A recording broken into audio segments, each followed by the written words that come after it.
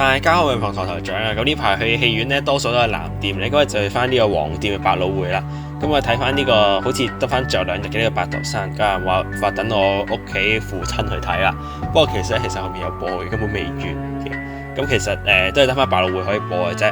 咁啊去咧就係呢個鑽石山荷里活廣場3樓呢個百老匯啦。咁一到埗咧就俾呢個滿滿嘅荷里活咁震撼嘅，呢句好似講個作文咁。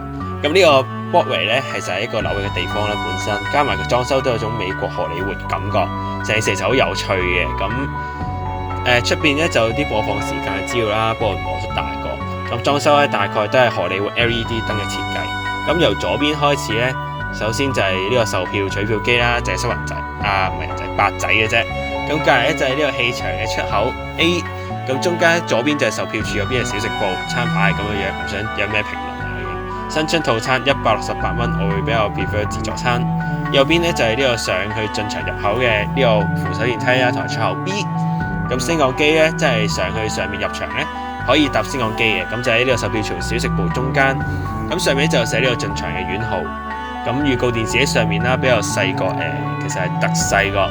咁買飛先送咗5蚊，不過要買去48蚊唔需要多謝。咁學生咧係要收75蚊起飛嘅，都係偏貴嘅。咁佢上層就入場啦，咁上面有個等候區，有啲等休息。咁中間咧就係入場啦，上面有入場嘅院號。咁再嚟咧都係一個小食部，隔離個窗出邊咧可以見到啲公路，咁可以見到路上冇塞車，唔知有咩關係。咁跟住入場啦，一排左邊右邊都係啲院嚟嘅，咁廁所冇影到啦，其實普通咁樣。咁入去院咧畫風突變，紫色咧變咗橙紅色喎，咁感覺上出邊有嗰個 LED 設計好啲嘅。咁呢一排咧就好多位，咁係個大型嘅戲院啦，咁。呢個11號位應該係最中間位置㗎啦，係好靚嘅。咁可惜 N 行真係太好啦。如果前方幾行咧，咁啊最佳位置啊。個屏幕咧就大嘅，咁大嘅戲院嘅屏幕唔大咧，咁啊知啦。咁跟住其實坐太後咧個熒幕好似縮咗水。咁個斜度係夠嘅，然後好多人要去喺前面度坐嘅啫。咁聲音咧喺廣告咧就唔係好大聲啊。我開播之後咧爆炸聲好強，結論係唔好喺廣告嘅時候評論聲音。